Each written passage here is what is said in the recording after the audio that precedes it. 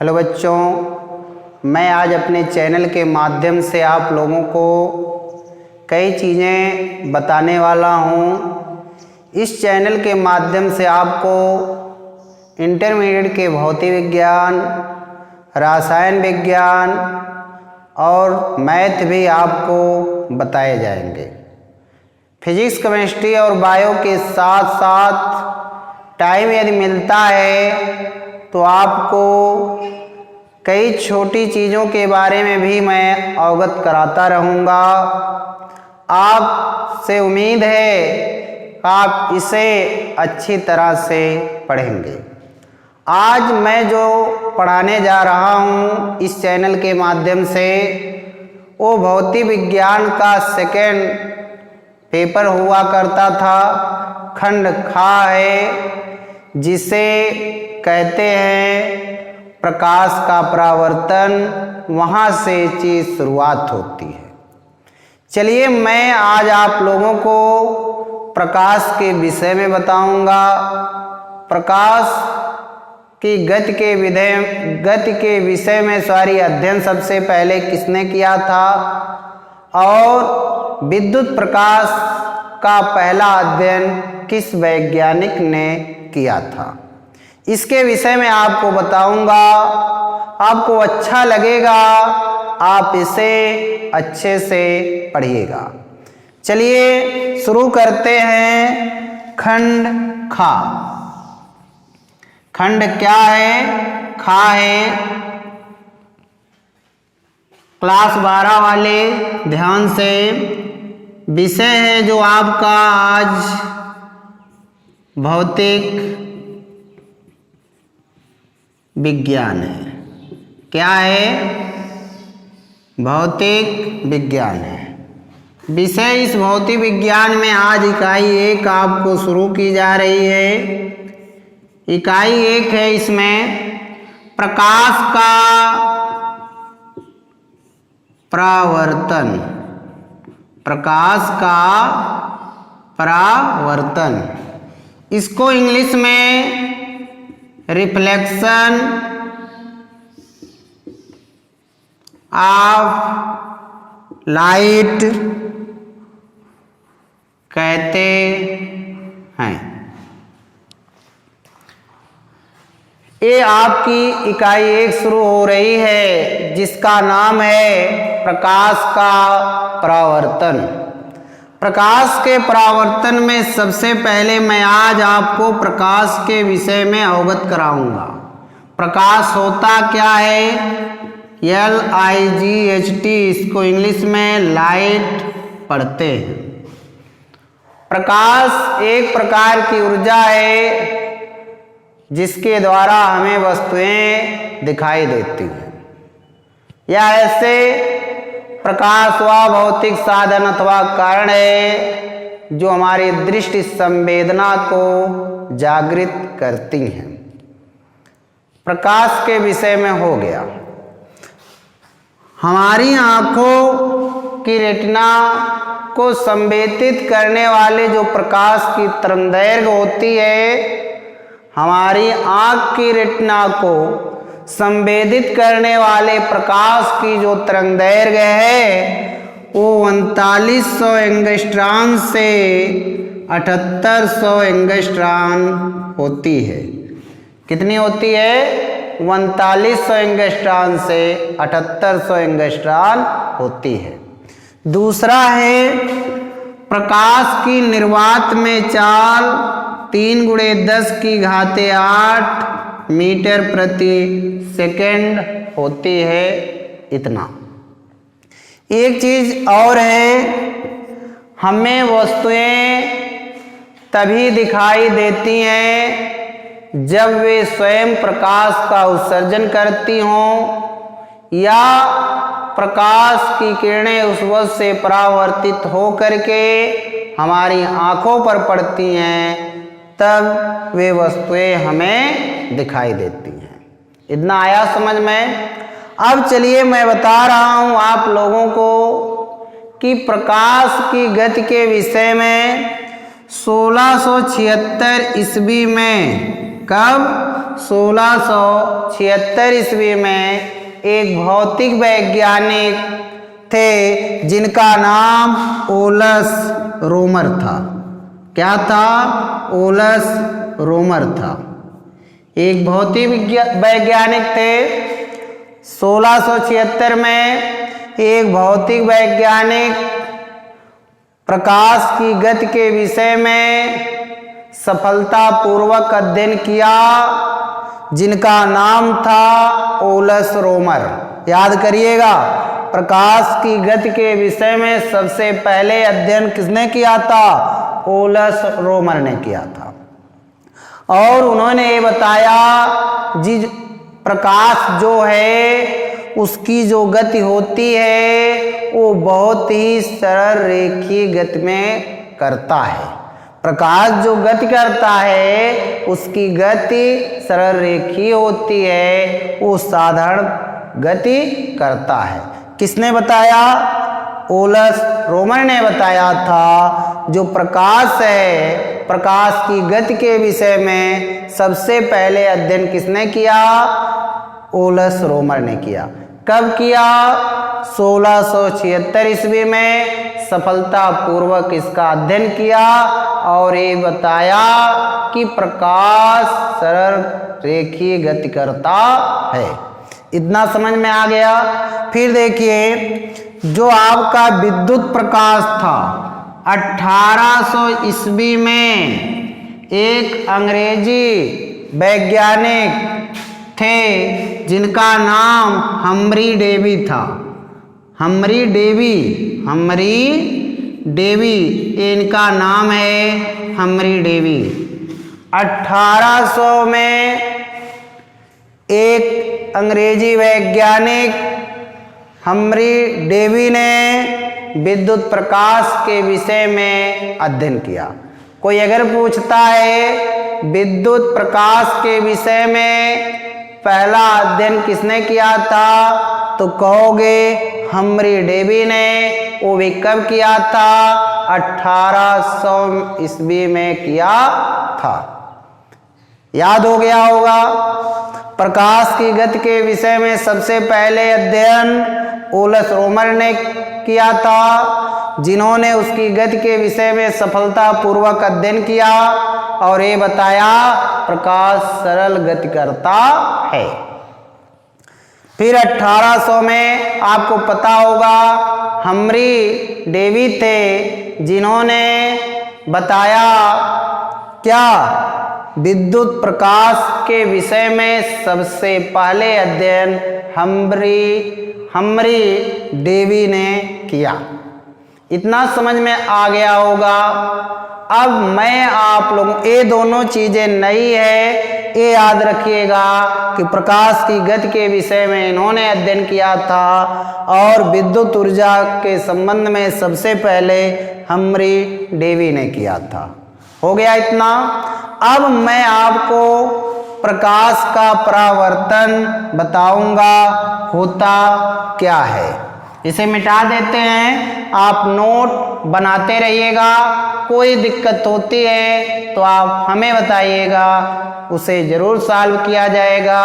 कोई दिक्कत नहीं होनी चाहिए। अगर दिक्कत होती है तो आप कमेंट बॉक्स में जरूर लिखिएगा, उसको दूर किया जाएगा आपकी समस्याओं को। आगे देखिए, प्रकाश का परावर्तन होता क्या है। प्रकाश का परावर्तन दर्पण से होता है। मैं इसमें एक समतल दर्पण बना रहा हूं। ये है समतल दर्पण। मैंने इस पर पॉलिश कर दिया और मैंने इसका नाम रख दिया यम डैश रख दिया। ये हो गया परावर्तक पृष्ठ। अब इस पर आने वाली ये किरण जो है बेटा, ये आपतित किरण है और इस पृष्ठ से वापस होकर जाने वाली ये जो किरण है इसे परावर्तित किरण कहते हैं। हो गया। आने वाली किरण को आपतित किरण कहते हैं। और जाने वाली किरण को परावर्तित किरण कहते हैं। और जिस पृष्ठ से प्रकाश की किरणें टकरा के वापस जाती है उसे हम परावर्तक पृष्ठ कहते हैं। और जिस बिंदु पर ये मिलती हैं उसे आपतन बिंदु कहते हैं। परावर्तक पृष्ठ के अभिलंबवत व मुख अक्ष के अभिलंबवत खींची गई रेखा ही क्या होती है? अभिलंब होती है, जिसे यन से व्यक्त किया गया। आपतित किरण और अभिलंब के बीच आपतन कोण बनता है और परावर्तित किरण और अभिलंब के बीच परावर्तन कोण बनता है, जिसे आर से और आपतन कोण को आई से। ये कौन सा कोण है बेटा? आपतन कोण है। ये कौन सा कोण है? परावर्तन कोण है। इतना समझ में आ गया? एक सबसे पहले मैं इस फिगर का ही वर्णन कर देता हूं। जिस पृष्ठ से प्रकाश की किरणें टकराती हैं और टकरा करके वापस जाती हैं उसे परावर्तक पृष्ठ कहते हैं। परावर्तक पृष्ठ की ओर आने वाली किरण को कौन सी किरण कहते हैं? आपतित किरण कहते हैं। ए, बी और ए, सी है। चित्र में ए भी आपतित किरण हो गई। परावर्तक पृष्ठ से टकराकर वापस जाने वाली किरण को परावर्तित किरण कहते हैं। अभिलंब क्या है? परावर्तक पृष्ठ के मुख अक्ष के अभिलंबवत खींची गई जो रेखा बीएन है वही क्या है? अभिलंब है।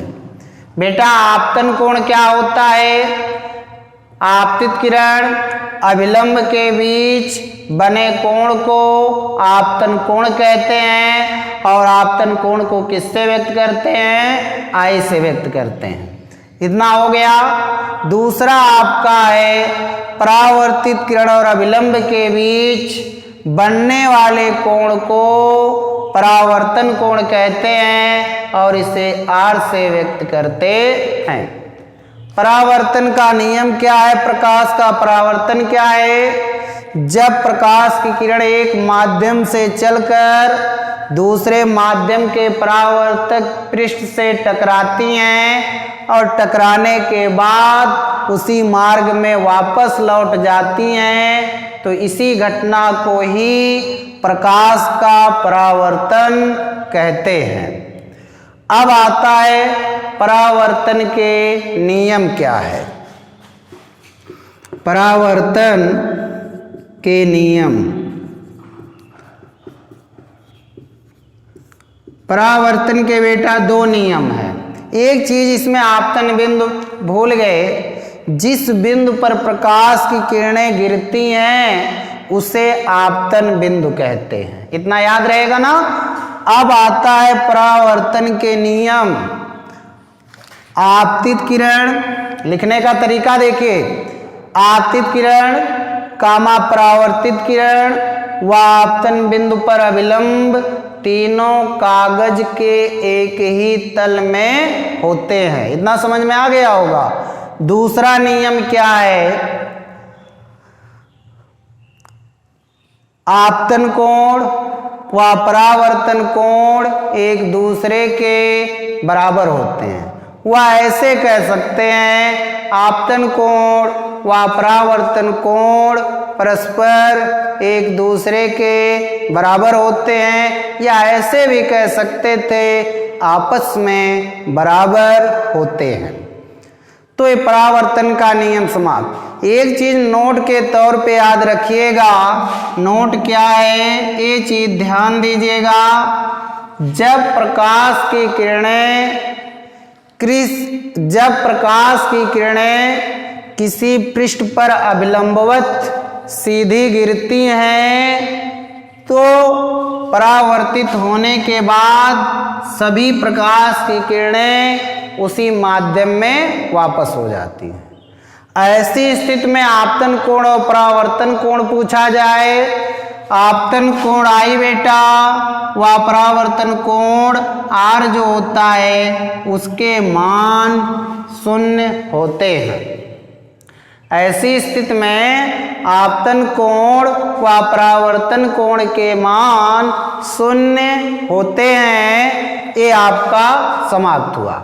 अब आता है कई चीजें आपको पता नहीं होगी, जो पढ़ाया भी नहीं जाता। ये परावर्तन का उपयोग भी है। आगे पढ़ेंगे परावर्तन का उपयोग क्या है, थोड़ा ध्यान दीजिए।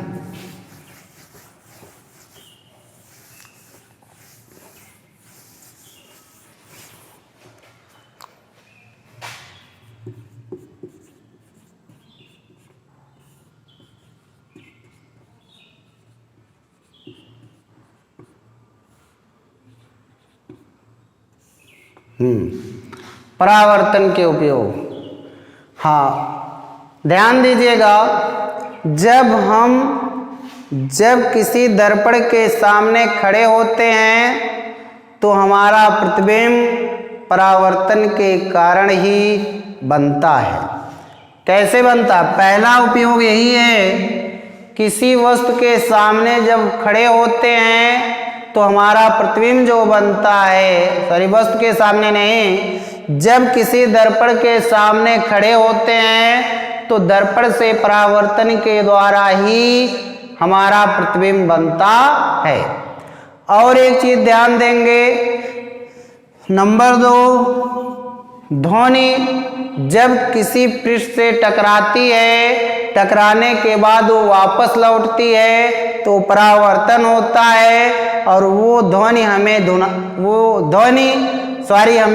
सुनाई देती है। जब वो ध्वनि हमें सुनाई देती है तो उस ध्वनि का नाम बदल जाता है प्रतिध्वनि। समझ में आ गया? किसी पृष्ठ से जब किसी माध्यम से हमारी ध्वनि टकराती है, टकराने के बाद वो जब वापस आती है तभी वो ध्वनि हमें दोबारा सुनाई देती है और उसी ध्वनि को प्रतिध्वनि कहते हैं। और ये ध्वनि का संभव होना ही परावर्तन के कारण है। जब परावर्तन होगा तभी ध्वनि टकराएगी और टकरा करके हमारे वापस लौटेगी और वो ध्वनि हमें सुनाई देगी। इतनी चीज हुई। अब ये ध्यान देंगे, भूकंप जब आता है तो उससे तरंगे जो होती हैं, आगे परावर्तन के माध्यम से ही भूकंप तरंगों का भी अध्ययन किया जाता है। आपने रेडियो और रडार वगैरह के बारे में सुना होगा। जब प्रसारण होता है वो चीज़ें पहले जाती हैं वहाँ, उस माध्यम से टकराती हैं, फिर हमारे चैनलों पर प्रसारित होती हैं। ये ध्वनि के परावर्तन के उपयोग हो गए। लेकिन यहाँ पे परावर्तन से संबंधित एक चीज़ और है। परावर्तन के विषय में सबसे पहले अध्ययन किसने किया? प्रकाश के परावर्तन के विषय में सबसे पहले इटालियन के नेचुरल फिलासफर ग्रीमाल्दी थे। क्या नाम था? ग्रीमाल्दी, यही उनका नाम था। ध्यान देंगे, ये उनका नाम था। इटालियन के एक नेचुरल फिलासफर थे जिनका नाम ग्रीमाल्दी था। उन्होंने 1660 ईस्वी में, कब? 1660 ईस्वी में इसका नाम परावर्तन दिया था। प्रकाश के परावर्तन का नाम 1660 ईस्वी में इटालियन के नेचुरल फिलासफर ग्रीमाल्दी थे जिन्होंने इसका नाम दिया था। अब आज के वीडियो में इतना ही। आपको मैं 5 क्वेश्चन दे रहा हूं, उस पांचों क्वेश्चन के आपको आंसर देने होंगे। वो आपको कहिए स्क्रीन बोर्ड पे लिख दें या तो आप लोग सुन लीजिए। सबसे पहले आप पहला क्वेश्चन ध्यान देंगे, प्रकाश की गति के विषय में सबसे पहले अध्ययन किसने किया था। दूसरा है विद्युत प्रकाश के विषय में अध्ययन किसने किया था। तीसरा आपका क्वेश्चन है, कोई वस्तु हमें कैसे दिखाई देती है। चौथा एक क्वेश्चन है, जो प्रकाश हमारी आंखों पर या हमारी रेटिना को संवेदित करता है उसकी तरंगदैर्घ्य कितनी होती है। दूसरा अगला चौथा क्वेश्चन जो आपका है, परावर्तन का कोई एक उपयोग लिख दीजिए। ये हो गया। छठवां एक क्वेश्चन और बढ़ रहा है आप लोगों के लिए कि प्रकाश के परावर्तन का नाम किस वैज्ञानिक ने दिया था, या प्रकाश का परावर्तन नाम किसने रखा था, उस वैज्ञानिक का नाम क्या था, ये आप लोगों को बताना है। एक बार क्वेश्चन को रिपीट कर दे रहे हैं। पहला आपको ये है, प्रकाश के गति के विषय में सबसे पहले अध्ययन किसने किया था। दूसरा क्वेश्चन है, विद्युत प्रकाश के विषय में अध्ययन किसने किया था। तीसरा आपका है, कोई वस्तु हमें कैसे दिखाई देती है। पांचवा आपका क्वेश्चन जो चौथा हो या पांचवा क्वेश्चन आपका ये है, किसी भी जो प्रकाश किरणें हमारे नेत्रों को, हमारे नेत्र की रेटिना को संवेदित करती हैं उसकी तरंगदैर्घ्य कितनी होती है। अगला क्वेश्चन जो आपको देना है, ये देना है, प्रकाश के परावर्तन का कोई एक उपयोग लिखिए।